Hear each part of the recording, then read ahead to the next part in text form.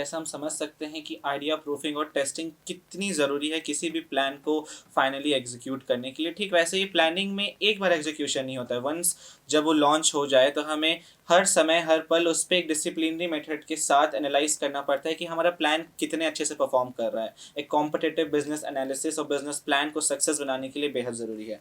हम अपने अगले चरण की ओर प्रस्थान करते हैं और समझते हैं कि सर किसी भी प्लान को बनाने के बाद एग्जीक्यूट करने के बाद जब एक रनिंग मॉडल में हो जाता है तो बहुत सारी चुनौतियां आती हैं, क्योंकि एक प्लान बहुत लंबे समय के लिए बनता है और फ्यूचर किसी ने देखा नहीं है, तो उन चुनौतियों का सामना कैसे करें। मेरा ये प्रश्न रोहित सर से रहेगा। सर प्लीज़ प्रकाशित करें। देखिए, आपने कहा चुनौतियों की बात करी, तो बिजनेस बिना चुनौतियों के तो संभव ही नहीं है ना। आप जानते हैं बिजनेस के साथ एक टर्म हमेशा आता है रिस्क। जितना ज़्यादा रिस्क उतना बिजनेस का ग्रो करने के चांसेस। तो यही बात चुनौतियों की। चुनौतियां देखिए ऐसा आज की समय अवधि में आप ये देखेंगे सबसे बड़ी चुनौती है टेक्नोलॉजी। कोई भी बिजनेस कितना भी बड़ा क्यों ना हो, अगर वो टेक्निकली अपने आप को अपग्रेड नहीं कर रहा है तो कहीं ना कहीं वो मार जरूर खाएंगे अपने बिजनेस में। लेकिन अगर आप देखें, अगर आप टेक्निकली साउंड है, अगर आपकी फर्म टेक्निकली साउंड है, तो आप बिजनेस को ग्रो बहुत ईजिली कर सकते हैं। आज की डेट में अगर मैं बात करूँ, इंडिया जाना जाता है असेंबलिंग के लिए, मैन्युफैक्चरिंग एंड असेंबलिंग के लिए इंडिया जाना जाता है। लेकिन अब इंडिया मैन्युफैक्चरिंग असेंबलिंग के सिवा सर्विस इंडस्ट्री और प्रोडक्शन में बहुत ज़्यादा अच्छा कर रहा है। कैसे कर पा रहा है? क्योंकि हम टेक्निकली स्ट्रॉन्ग साबित हो रहे हैं, धीरे धीरे हम अपने आप को टेक्निकली स्ट्रॉन्ग कर रहे हैं। एक फर्म जो आज से 10 साल पहले 10,000 एम्प्लॉयज़ के साथ प्रोडक्शन करती थी एक दिन में, आज वही फर्म 4 से 5 हज़ार लोगों को टेक्निकली स्ट्रॉन्ग बना के मशीनरीज के थ्रू प्रोडक्शन कर रही है। जो पहले 10,000 यूनिट बनाती थी तो आज वो 50,000 यूनिट बना रही है।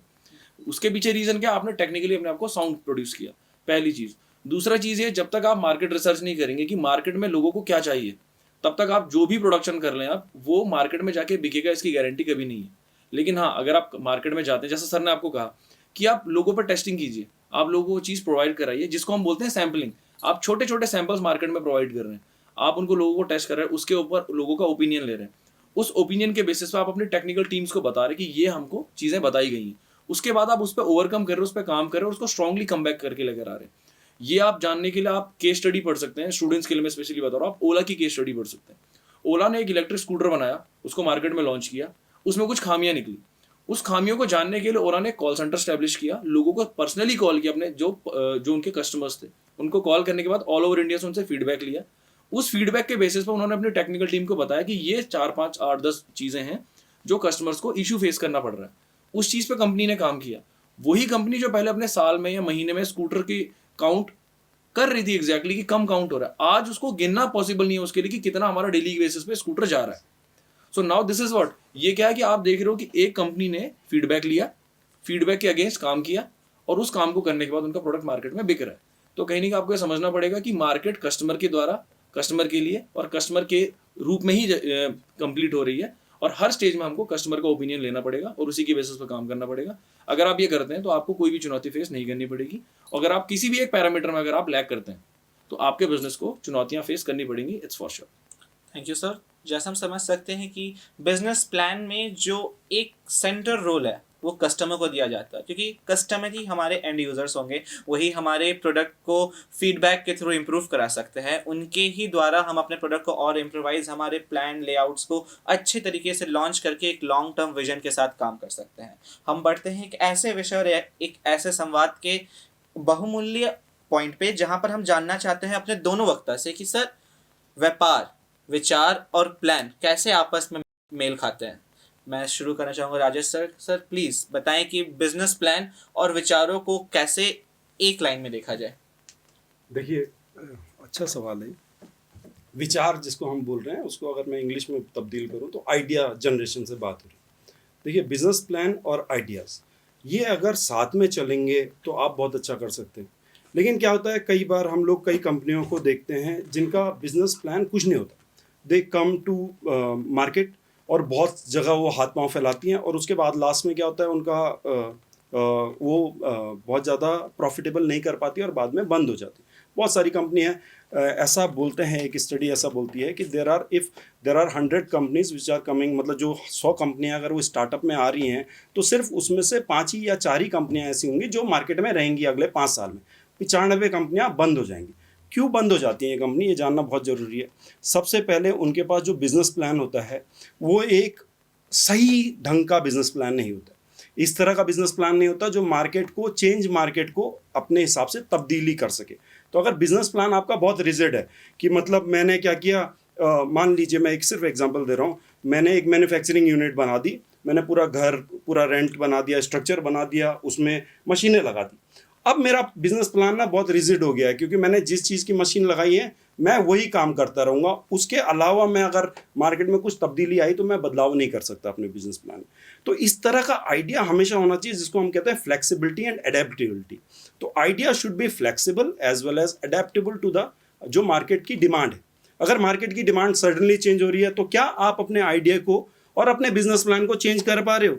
अगर आप कर पा रहे हो तो बहुत अच्छा है, फिर आपका जो बिजनेस है वो फ्लेक्सिबल है। इसके लिए एक वर्ड आता है जिसको कहते हैं एजाइल मेथडोलॉजी। एजाइल मेथडोलॉजी ये कहता है कि आप इतना फ्लेक्सिबल रहिए कि अगर मार्केट में बिल्कुल से चेंज आ रहा है तो आप अपने को उस हिसाब से चेंज कर पाए। हमने कोरोना में देखा, कोरोना या कोविड पीरियड में देखा, कई कंपनी डाई आउट हो गई, बिग बाजार डाई आउट हो गया, पूरा बिक गया, है ना। लेकिन कई और कंपनियां हैं आप देखो जो थ्राइव कर रही हैं, जिन्होंने और अच्छा कर लिया उससे, है ना। क्यों किया? क्योंकि बिग बाजार अपने आप को एजाइल नहीं रख पाया, वो अपने को रिजिड में रखा, उनका कैश कन्वर्जन नहीं हो पाया तो वो बंद हो गई। लेकिन बहुत सारी कंपनी थी जिन्होंने अपने कैश कन्वर्जन साइकिल को ऑनलाइन मोड पे चले गए। एजुकेशन एक बहुत अच्छा एग्जाम्पल है जिसमें किसी भी बच्चे का साल बर्बाद नहीं हुआ कोविड में। उसने अपने को फ्लेक्सिबल रखा, जैसे ही कॉलेज में आना बंद हुआ उन्होंने अपने को ऑनलाइन मोड पे पढ़ाना शुरू कर दिया। ना बच्चे का नुकसान हुआ व्यक्ति का, ना ही टीचरों का नुकसान हुआ, ना ही ऑर्गेनाइजेशन का हुआ। तो आप देखिए इस तरह की मेथडोलॉजी, ये जो एजाइल मेथडोलॉजी है, ये कहती है अपने आप को इतना फ्लेक्सिबल रखिए, कुछ भी हो जाए आप अपने को इतना डायनेमिक रखिए कि आप अपने को बदलाव कर सकें और तब बदलते मार्केट के साथ आप अपने को ढाल सके। तो business plan and idea should both be agile, मैं इतना कहना चाहूँगा। Thank you sir. तो अब मैं जानना चाहूँगा रोहित सर के इस पे क्या विचार हैं। तो सर ने ऑलरेडी काफ़ी सारी चीज़ें आपको एक्सप्लेन कर दी हैं। मैं आपको एक एग्जांपल से कोट करूँगा। एक कंपनी थी इंडिया में जिसका सामान बहुत ज़्यादा बिकता था, नोकिया। हर दूसरा इंसान नोकिया का मोबाइल यूज़ करता था। Technically they were very good, technically बहुत अच्छे थे, एंड जो मोबाइल फ़ोन वो बेचते थे उसकी बिल्ड क्वालिटी भी बहुत अच्छी थी। लेकिन सडनली वो मार्केट से डिसअपेयर हो गया। अचानक से क्या हुआ कि नोकिया के मोबाइल फ़ोन लोग परचेज नहीं कर रहे हैं। क्यों?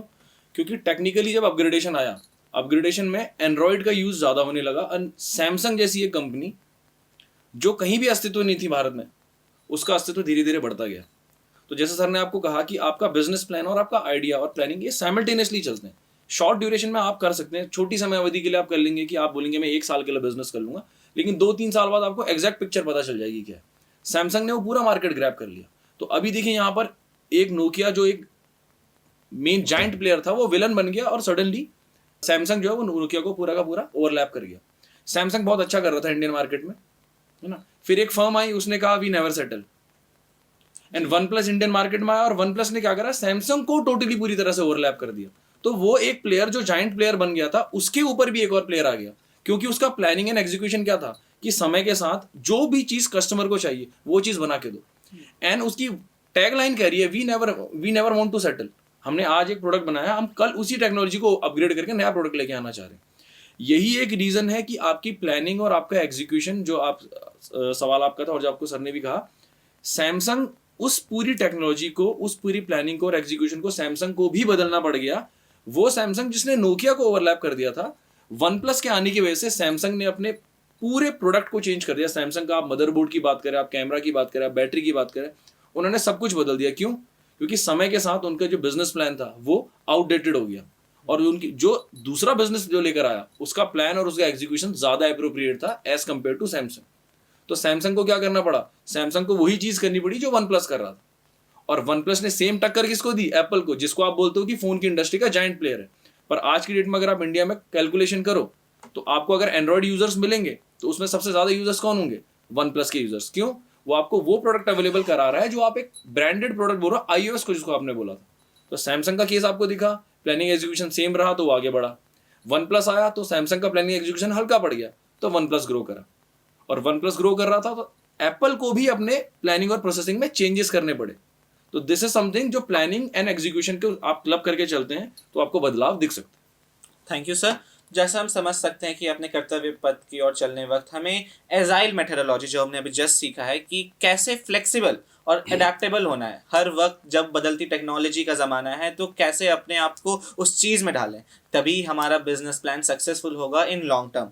अब हम आज के संवाद को कंक्लूड करते हैं एक आखिरी प्रश्न के साथ कि सर हमारे छात्रों को एक सुझाव दें कि कोई भी बिजनेस प्लान तैयार करने के लिए या किसी भी बिजनेस को स्टार्ट करने के लिए एक टिप्पणी या एक विशेष ज्ञान जो उन्हें हमेशा आजीवन ध्यान में रखना चाहिए। तो राजेश सर आपसे शुरू करेंगे। देखिए, बिजनेस प्लान हम कोई भी शुरू करें, सबसे पहले हम लोग ये देखें कि जो हम बिजनेस प्लान बना रहे हैं, ऐसा नहीं हो सकता कि आप पहली बार में सफलता को चूम लें। ऐसा नहीं हो सकता। आपका बिजनेस प्लान है, कई बार आप गिरोगे, आप फिर उठो, फिर चलोगे, फिर गिरोगे, फिर उठोगे, फिर चलोगे। जीवन और बिजनेस कुछ भी ले लें आप, कष्ट हमेशा आते रहेंगे, चुनौतियां हमेशा आती रहेंगी। बस एक ही चीज़ रहनी चाहिए, आत्मविश्वास। आत्मविश्वास के साथ आप सीखते रहें, अपने में सुधार लाते रहें।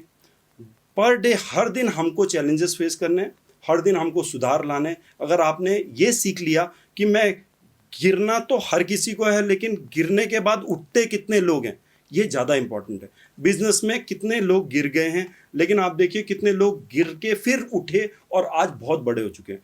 तो कठिनाइयाँ बहुत आएंगी, ऐसा नहीं है कि कठिनाइयों के बिना जीवन, ना ही बिजनेस ना ही जीवन, दोनों ही कठिनाइयों के बिना नहीं चलने वाला।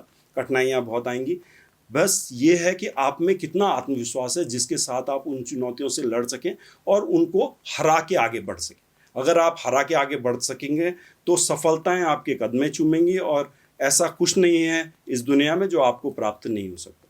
बस आपका कठिन परिश्रम और आत्मविश्वास और सीखने की चाहत, ये कभी मरनी नहीं चाहिए। तीनों चीज़ों को साथ लेके चलें तो आप बहुत अच्छा करेंगे अपने बिजनेस में, जीवन में, हर जगह। Thank you sir. Sir Rohit sir, एक ऐसा सुझाव जो हमारे बच्चों के लिए है। देखिए, सुझाव सर ने ऑलरेडी सारी चीज़ें आपको कह दी हैं ऑलरेडी। मैं बस ये कहूँगा कि मैंने पहले भी कहा था कि अगर आप कोई भी बिजनेस शुरू करना चाह रहे हैं, ऐसा कोई भी बिजनेस नहीं है जिसको आप स्टैब्लिश नहीं कर सकते हैं आज की डेट में इंडियन मार्केट में, बशर्ते आपको ये पता होना चाहिए कि कस्टमर क्या चाहते हैं। अगर आप कस्टमर्स की नीड के हिसाब से प्रोडक्ट को बना रहे हैं तो आज नहीं तो कल, जैसा सर ने आपको कहा, हो सकता है कि आज आपका प्रोडक्ट ना बिके, लेकिन ज़रूरी नहीं है कि आज नहीं बिक रहा तो वो कल भी नहीं बिकेगा। समय अवधि सब चीज़ों को चेंज कर देती है। आज वो जनरेशन पेप्सोडेंट और कोलगेट के बहुत सारे फ्लेवर्स यूज़ कर रही है जो आज से कुछ साल पहले तक पाउडर फॉर्म में कोलगेट को यूज़ करती थी। अगर कोलगेट तब ये चीज़ छोड़ देता कि मेरा कोलगेट का पाउडर नहीं बिक रहा है, तो शायद आज उसके पेप्सोडेंट और कोलगेट की जैसे कॉम्पिटिटर नहीं बिक रहे होते। तो आप होप मत छोड़िए कि आज आप जिस चीज़ पर काम कर रहे हैं, आप समय के साथ साथ उसमें बदलाव लेकर आएंगे। आपके बदलाव कस्टमर एक्सेप्ट करेंगे, और जब एक बार कस्टमर उस चीज़ को एक्सेप्ट कर लेगा, then sky has no limit for you. Thank you sir, thank you sir. तो आज का ये संवाद एक ऐसे शब्द के और इर्द गिर्द रहा, वो था बदलाव। बदलाव बेहद ज़रूरी है। आपका बिजनेस प्लान रिजिड नहीं हो सकता है, निर्धारित नहीं हो सकता है, क्योंकि बदलते वक्त के साथ तकनीकी उपकरणों का भी निवेश होगा। आपको उस वक्त के साथ अपने आप को ढालना है कि आपके वर्किंग मॉडल में क्या ज़रूरी है। आपको खुद में सुधार करना है कि आप कैसे कुछ नया सीख सकते हैं और अपने सीखे हुए चीज़ से समाज को क्या दे सकते हैं। इसी के साथ मैं आज के संवाद के लिए अपने दो विशेषज्ञों को कोटि कोटि धन्यवाद देना चाहूँगा, उनके वक्त के लिए और उनके ज्ञान के लिए। Thank you sir. एंड जो भी दर्शक ये शो देख रहे हैं, मैं आशा करता हूँ कि आज हम छात्रों ने कुछ सीखा होगा और इस सीख से वो कल कुछ प्लान करेंगे, कुछ बिजनेस बनाएंगे और देश के विकास के लिए, समाज के कल्याण के लिए काम करेंगे। Thank you. Thank you.